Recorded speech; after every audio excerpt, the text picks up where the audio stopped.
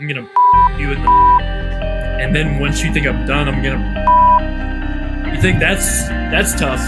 Then I'm gonna find you and I'm gonna you in the there goes Tim. Where's he going? I'm gonna your you think your mother had it bad? What I'm gonna do is gonna wake your ancestors. They're gonna think he's got a red headphones set of horns, my boy, but he's a devil. He's a white devil. Talking that I'm gonna and they can't even believe me here on YouTube. They're gonna demonetize us. Oh no, Tim! Help!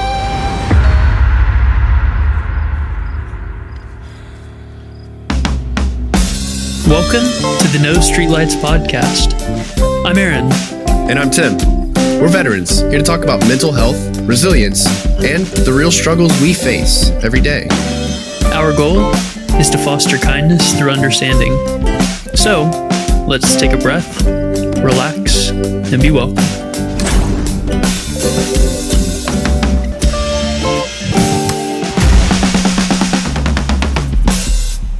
Hello.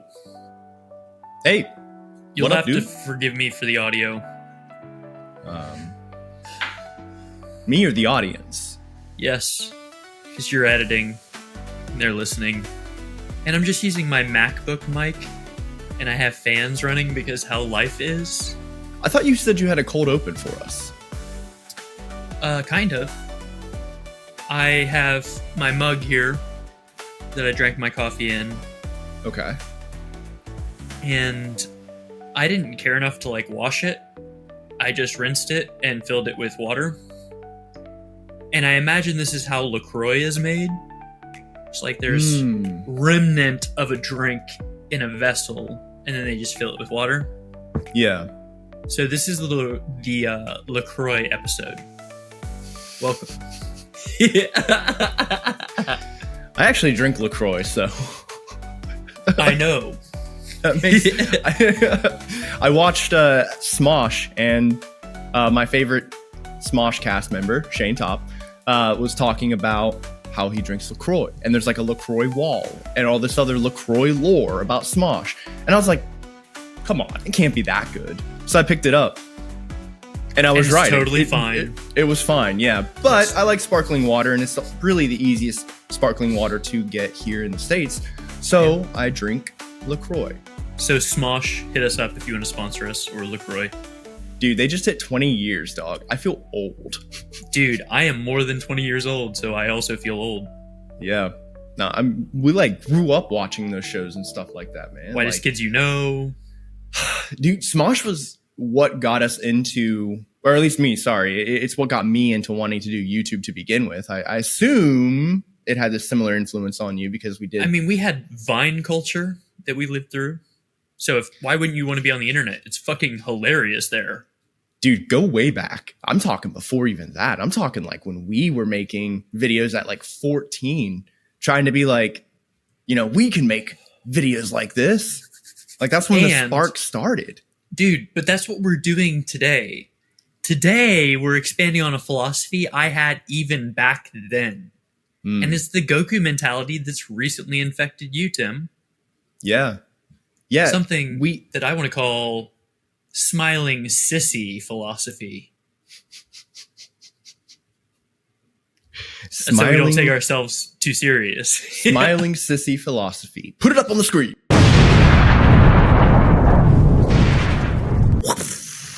Thank you, editor. And stuff. This stood out to me as a major flip on a, philosophy that I thought I understood. I'm not a philosopher. I don't dig into these books and texts. I'm not like you. I don't read the You're Tibetan a romantic. Book of the Dead. You're a creative being. I like looking into these things enough to have surface level knowledge. So if it ever gets brought up in conversation, people can be like, wow, he, for some reason, knew about that. Oh, dude, I know too many things about too many things. Dude, it's so funny, and the more you read, especially books or just in general. But anyway, really flipped my perception on Sisyphean philosophy. And instead of looking at it as a negative thing, because typically it's coined and viewed as discussing a task that is laborious and pointless. Here's the thing, though. Chop wood, carry water. After enlightenment, Chop wood, carry water. in order to get to a point, you have to do the basics. You have to do what's necessary, the work worth doing sometimes. And in order for you to reach the point that you want to get to, you have to do that work. But you don't just stop doing that work, because that is what it actually is. It's a journey is greater than the destination concept. Yeah. The ends become the means become the ends. It's a constant cycle of chop wood, carry water, right? After enlightenment, teach, chop wood, learn, teach, learn, teach, learn, left, right, son. Do it. Learn it, do it. Learn it, do it. Learn it, do it. Do it, master it. Do it, master it. Master it, teach it. Master it, teach it. And then, and then extend further. But there's so much beauty in that, because it doesn't have to just be like chop wood and carry water. It could be, I don't know, dude. What help are you feed the homeless? Yeah. I was going to say, what are you passionate about, Aaron? But yeah, so you are chopping wood and carrying water. But there are phenomenal examples of this in media and literature. And there are a couple we could point to that literally changed our life and perception of this. There's the peaceful warrior that a lot of people from our generation are going to recognize. An amazing book, an amazing film. And also, who does not want to go Super Saiyan? We all know Goku's story. Tim, could you we all tried it. Recap it real quick? Saiyan, sent to Earth, discovered by an old man in the mountains, raised him, had a good heart. He trains to be strong, and then someone stronger comes along, and then he trains till he can become... Oh. That's Z. That's Z, dog. Yeah. I'm trying to bluff it. You're trying to unabridged it. He trains in martial arts, he gets really good, and then someone stronger gets here. And then there's a threat, and he has to train to be stronger than them, to save everyone he loves. And then after that, he just is happy. He does what those around need of him.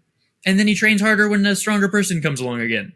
And then, the whole purpose of the Sisyphean philosophy being applied in that sense to Goku states that, at some point he did have to have an existential crisis and start understanding that life will continue on past his existence, which reinforced his belief that not only should he still aim to become a master, but he needs to teach the next generation in order for them to become the masters next. It turned what seemed like a futile, pointless, laborious task into something that is not. It's a cycle of life. It's required in order for life to happen, to continue. If you stop chopping wood and carrying water after you reach enlightenment, dog, you'll be cold and dehydrated. You can't save anyone if you're dead. And nobody's going to be, learning how to chop wood and carry water. Nobody's going to understand it.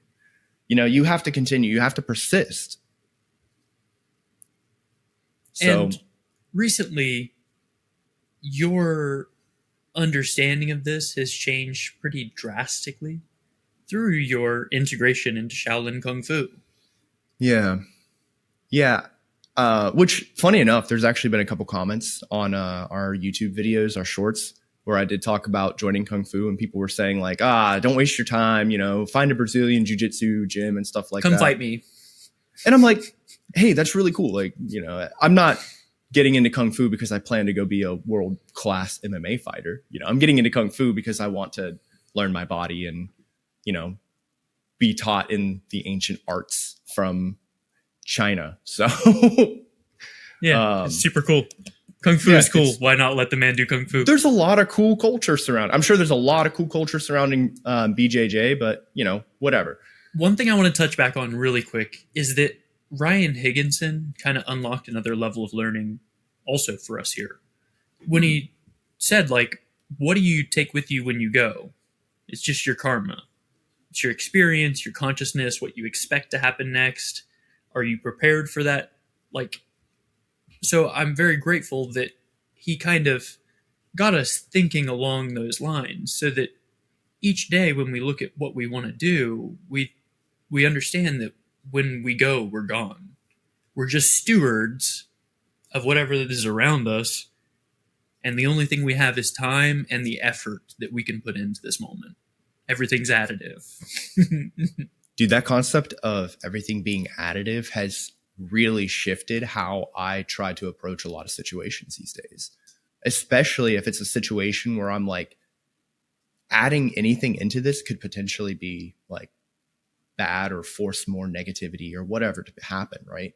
It makes me want to pause and think before I speak now, because knowing that I am adding, so what am I going to be adding? Am I adding fuel to the fire, or am I trying to quell it? I'm a human being, so I'm I have faults, and I'm going to make mistakes all the time. I make mistakes every day. I mean, it's who I'm probably making one now. Maybe. I don't know. Sorry I probably for interrupting. am too. No, you're 100% correct though. Like, probably are. But it's a matter of like, it's not your first thought that defines you. It's your second thought and your first action. Don't react, respond. It is a very difficult thing to bring on, especially when you are, we talked about it the other day, but like being a lay person on a holy journey, I want to love every person, equally, but I'm never going to, love anybody more than my wife. Like, are you kidding me? Like, so how is this smiling sissy philosophy, Tim? I think that goes back into the concept of the work worth doing. Okay. What I'm doing is things that I think are great and for the betterment of the world and all that other stuff. They are difficult things to do. Showing up and helping people and living in poverty. Hello. Living in poverty, yeah. But lately, I've just been waking up and looking at myself in the mirror and smiling, because I am and have been doing the work worth doing, and I feel motivated to continue doing that. Now, I do think it's important to say, and I want to bring it back now, because my personal favorite enlightened person that exists currently is Gordon Ramsay. Come on, and Pacheca Buddha, Gordon Ramsay. I would love to talk to Gordon Ramsay, but I'll explain why, right? Because what did Gordon Ramsay do? He chopped wood and he carried water, right? He chopped vegetables. His form of enlightenment was through the kitchen and his art there. Yeah, which was incredible. Now he is out teaching thousands, millions of people how to cook. How incredible is that? I know he's an internet personality and he's got TV shows and stuff like that. Perfect 5 out of 7. But dude, he literally will pop a video on how to make scrambled eggs. I love all his content. I do too. He's a really enjoyable person to watch. I just don't ever want to be yelled at him, or kind of do actually. Yeah, dude, just waking up in the morning, looking at myself in the mirror and smiling because I feel more myself than I have in a while. I think one of my great blessings as a consolidator is translating this whole Smiling Sisyphus into Buddhism, into plain language of life is like that. The first noble truth is suffering is. Yeah. You can find joy anyway. And if you're not having fun, it'd be a lot cooler if you were. Like, why are you... Actually think about, like, why are you miserable? And how can you change that? Because at the end of the day, we're all going to die. Yeah. What are you doing? Why does it matter? I am not a person who can summarize things very well, so I'm just going to quote Albert Camus from The Myth of Sisyphus. Thanks, Bert. Hit us up if you want a shirt.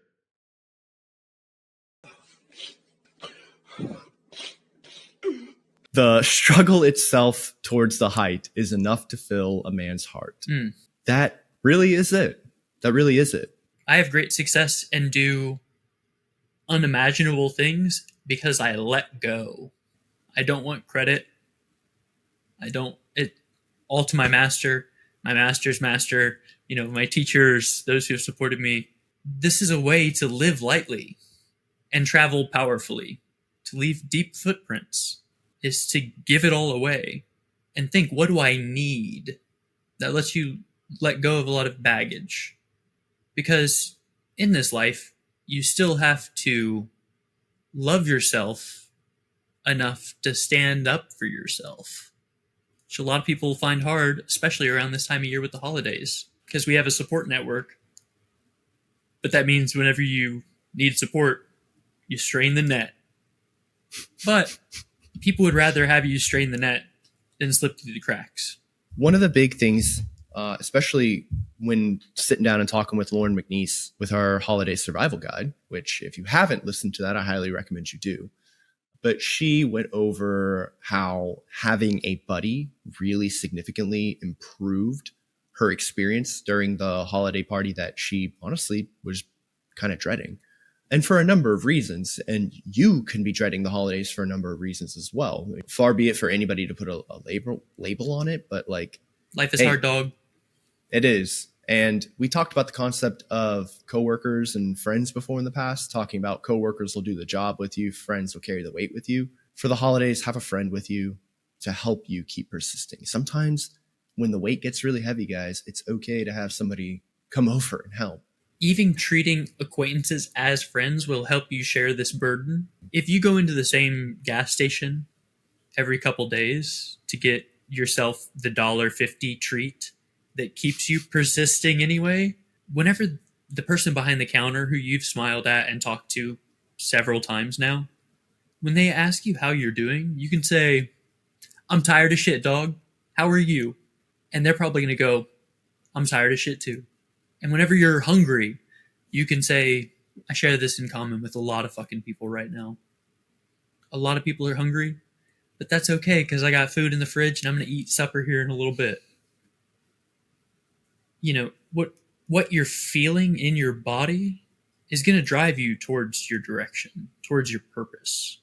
So letting go of your suffering and ego and saying this is happening to me, and instead of seeing a problem that you could potentially solve, let your needs become your impetus for action.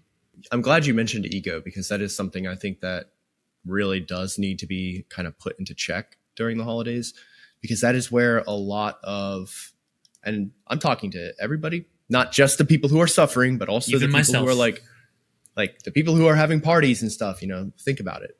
Maybe push a little ego away, help the people around you. But it's really important to kind of keep that in check coming up. You know, you have a budget to get people gifts. Let's say your budget is really good because you've had a really good year and you got a good work bonus or whatever. My budget is zero. Yeah, you get everybody like a $120, I don't know, collector's edition video game. I don't know, man. Whatever. Somebody gets a fucking coffee mug that's worth $4. Get me kung fu weapons. Both gifts are, it reminds me so much of, I think it was The Office, where he was like, both gifts are equal. And he's like, yeah, but one's an iPod shuffle or something like that. Yeah. Wow. Okay. Well, who cares? Doesn't matter what I spent. What matters is that Christmas is fun, right? But finding that appreciation and allowing your ego to be pushed down to let others appreciate things in the way that they need to and want to help them persist and get through the holidays. It's a time of giving. It's a time of love, man. Just be there for the people around you, your family, your friends, your acquaintances, and your neighbors. There's been plenty of times when I'll walk outside and see one of my neighbors is carrying something heavy, or I'm carrying something heavy and one of my neighbors sees me. Everybody is, all of us in this area, we just help each other. Yeah. And I think having that mentality and going into that of like, oh, hold on, ma'am, I can help you, you know, or do you need me to open the door for you? Or ma'am, this is your cat. Here you go. Like, you did find a lost cat the other day? I did. Yeah. Society is, there's a lot, you've mentioned it before, and I think a lot of people can get caught up in the minutiae of life and delve into this cynicism, but there really is a lot of good in people's hearts. There are bad people, but don't let one bad apple spoil the bunch for you. And the holidays is a great time to embrace that. So, thinking about our neighbors, Tim, what are some life lessons you've learned recently, or things you've learned from our show that you can transmit to our neighbors to help them? What are some big life lessons? You can think about it, because I got one. Oh man, yeah, go right ahead. Dive in. Me? Yeah, I want to hear what you have to say on this one. Okay. I've helped a few friends clean out a few homes recently. And that has me thinking a lot about mortality, legacy, inheritance, things of this nature. And I find it's much easier if through your day-to-day life, you let go more and more. Let go of things you don't need and think about the lasting impact, which is something I've iterated several times through this episode. But that's really a life lesson that I need to drive home, that like so many of us hold on to stuff we don't need, either physically, metaphorically, however you're doing that, give yourself that permission to let go. Life is hard enough. You don't have to be beating yourself up. There are enough forces out there trying to beat you up. You need to get better at defending yourself. And sometimes the best defense is a good offense, etc. But normally, if you just... Kenny Blosser, I could never beat in a fight because he had impeccable defense. Couldn't touch him. So his kung fu was better than mine. You can literally just have the best defense, and that be your game plan. But if you fail to plan, you're planning to fail, right? Recently, I watched Halloween Resurrection with my wife. To be fair, we watched through all of the Halloweens except 5 and 6. To be fair. Except for 5 and 6, because we wanted to skip over those ones. What about, are you sure it was 5, 6? Yeah, we skipped over 5, 6. It wasn't 6, 7? I'm a relevant 32-year-old man on the internet. And now you're viral. Congratulations, you're famous.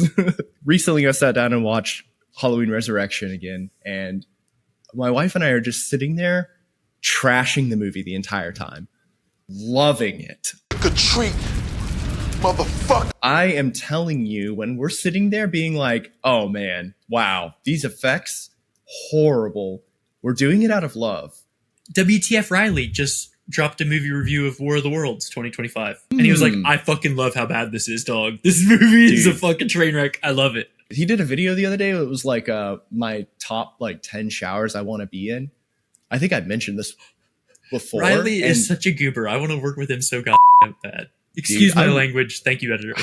Man, I really wish he lived closer to us so we could actually just show up at his door with our equipment and be like, let's work. It's time.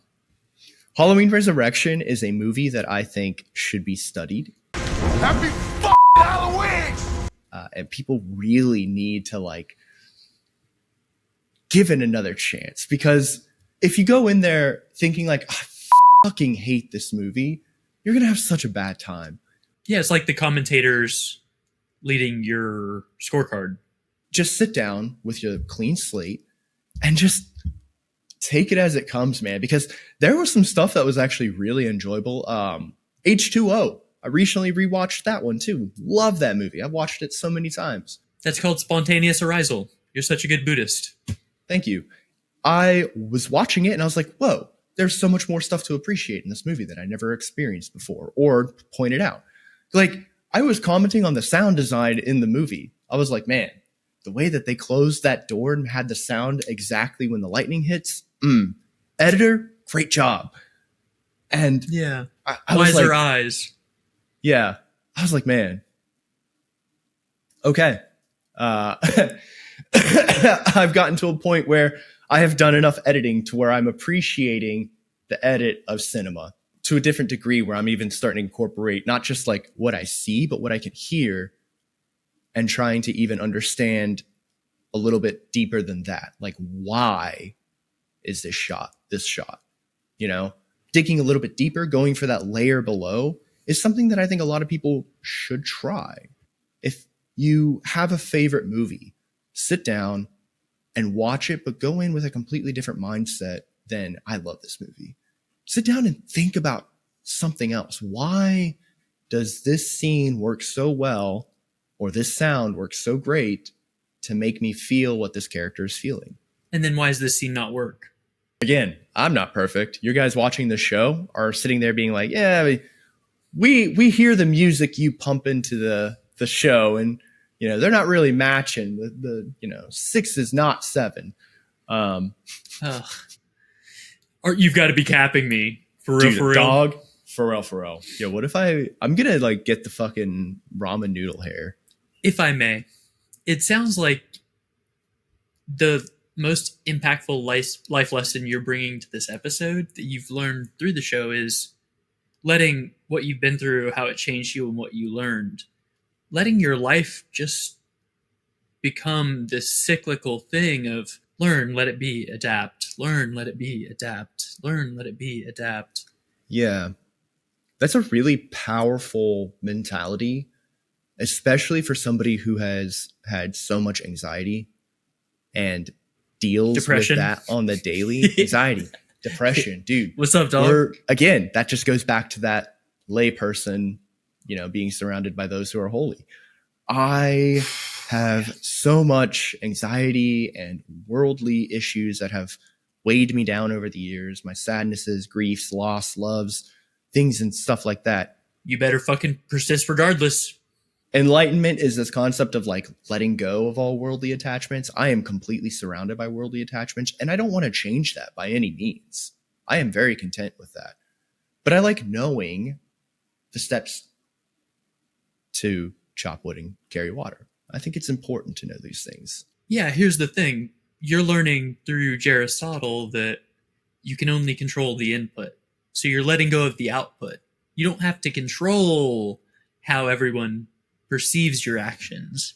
You don't have to control what everyone thinks about you and what everyone wants from you. You can just do your best and let go. And that's all Buddhism really is. What does the work worth doing mean to you, though, Aaron? For me, it is a contemplative exercise that is a filter for what I do or do not do.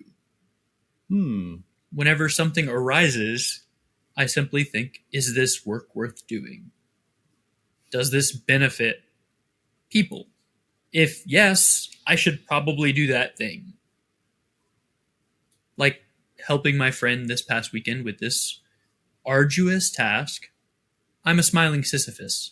I'm a peaceful warrior. I'm a Goku. I want to do the work worth doing. And this is work that needed to be done so that a family home could stay in a family. So like, yeah, I'm going to do that. It's funny to me how other people agonize over decisions. But really, when faced with something, I just think, is this work worth doing? No? Oh, it. I don't give a shit about that. Yes, it is important to feed hungry people in my community. All right, well, I'll find a way to get to the place where that happens, however often I need to go. We'll put out the mental health content that cheers on the people who are listening so they know that there's going to be something brighter when they're done with their Shawshank Mile. We'll make the t-shirt and sell it to one Brian. We're here to bring the light, dog. Thank you, and you're welcome. You have brought up something that I think is fascinating. And I would love to tell you why I think you are a very good Vegeta who is becoming Goku. But yeah. I will do that after this real quick ad. This episode and many like it are brought to you by Dr. Ben Green, TCM of Ready LLC. Dr. Ben Green combines traditional Chinese medicine, movement therapy, and lifestyle support to help you get back to feeling like yourself. No gimmicks, just results. And right now, you're going to get 50% off your first consultation when you use the code READY50 at checkout. And this includes 2 free follow-ups. That's over $100 value for those follow-ups for free. All you have to do is go to @readyllc.com, click book now, and use code READY50 at checkout. You're going to end up paying $79.50 for 3 consultations with Dr. Ben Green, a traditional Chinese medicine doctor who has incredible life experience and is going to facilitate you getting back to feeling like yourself. Want to feel and move better? Dr. Ben Green can help. Okay. And now that we're back from the break, we're almost done adjusting. Tim is going to tell me how I'm actually Vegeta. Is it because I'm okay to be the hind? I'm okay to be the big bad guy? Big bad evil guy? Vegeta is an interesting character as opposed to Goku, right? So Goku pushes the boulder up the hill because he loves to push it up the hill. Vegeta does it because Vegeta feels as if he needs to in order to accomplish what Kakarot has, or Goku, whatever, right? Okay. Carrot cake. The reason why there's such a stark difference in how they approach the same task is because mentally, Goku was taught something at a much younger age that he took on, and that is 4 very important life lessons. Work hard, study well, and eat and sleep plenty. Goku knows that rest is not only important, but it is required. So Goku has forced himself to input rest and sleep and eat and things of that nature into his schedule, which has helped him continue to push that boulder up. He had that fundamental knowledge instilled at him at a young age. Vegeta didn't learn about that until much later. Vegeta learned that rest, probably should be important, but Vegeta was always like, well, I have to catch up. I have to catch up. So I don't have time to rest right now. I have to catch up. And over time, Vegeta eventually learns to eat and sleep plenty as well. Whenever you are doing the work worth doing, it is so easy to get engrossed in what you're doing that you're like, man, I am not going to stop because I have had years of lacking in that area. I could have been feeding people in need for years. I haven't been. So now I have to catch up and I have to keep going and I have to keep going. But just like Vegeta, you can't outwork the importance of rest. Amen. So do the work worth doing, but make sure you eat and sleep plenty. Or as Lauren McNeese put it, get yourself a snacky snack or a treaty treat because Goku? This shit is hard. Gohan. So I hope everybody agrees with me there and can understand what I was trying to get at.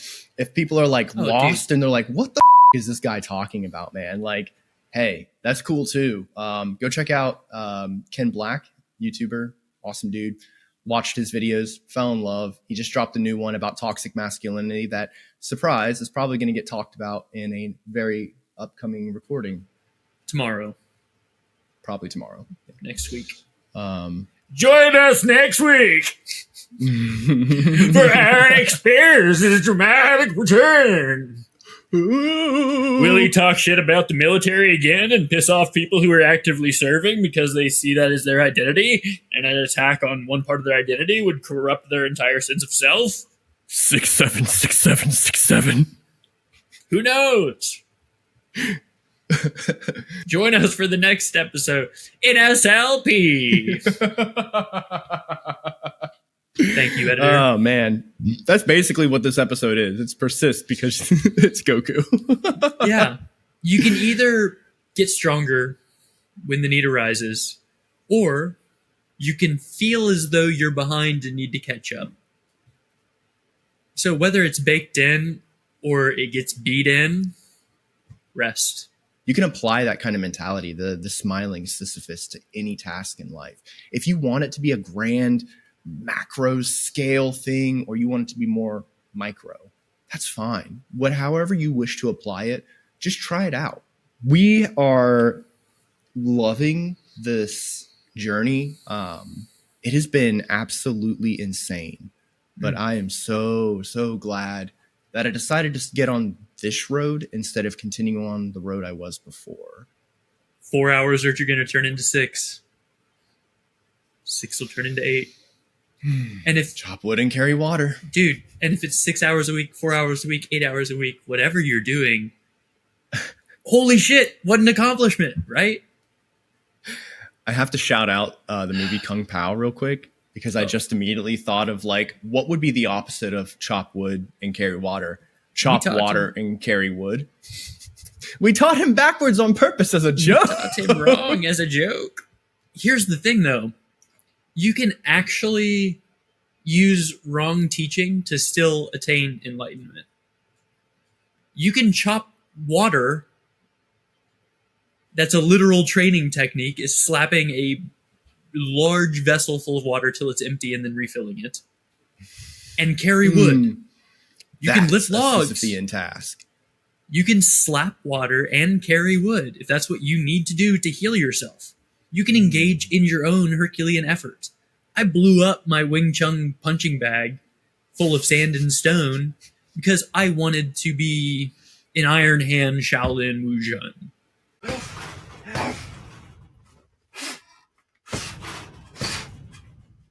So I worked my dick off until it happened. I wanted to be the, ultimate fighter tournament boy, best and fastest.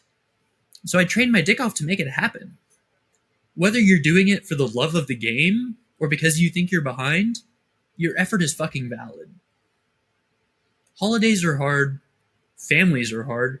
Relationships are hard. Communicating is hard. Life is hard. They're killing us with inflation.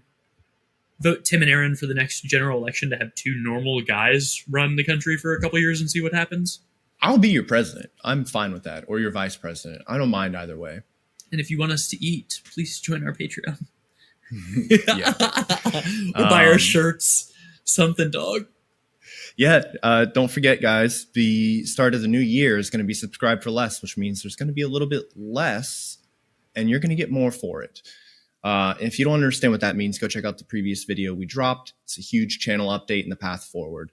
There's a lot of things coming up in the future. Aaron and I are very excited for what we're going to be doing and how we're going to be approaching No Streetlights continuing. Like, we're going to do the podcast, and we also have a bunch of other things that we're really interested in doing. So if you guys want to see or talk with us or whatever, hey, join our community, subscribe, like the video, share with a couple friends if you want to get them involved as well.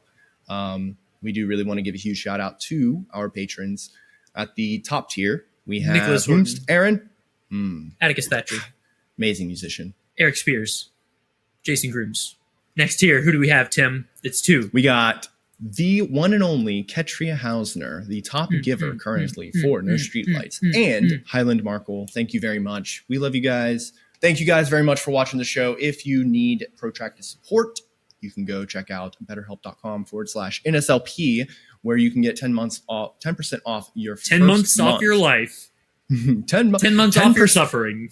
10% off your first month with betterhelp.com/NSLP. Let them know we sent you. You can get therapy at your convenience, whether you want to do it at home, you want to do it in your kitchen, you want to do it in your car. The healing you deserve on your terms. What's better than that? So, as we always like to say, please call 911 or 988 for immediate intervention if you need it. this show cannot be substituted for professional medical advice, but we do hope you will have a wonderful, be good to yourselves and each other. Have a good holiday season. We love you and you're worthy of that love. All right, well then we'll say the last word. It's peace. Peace. No street, that's a away. Happy holidays, girl. No street lights, but we're finding our way. In the dark, but we've got something to say.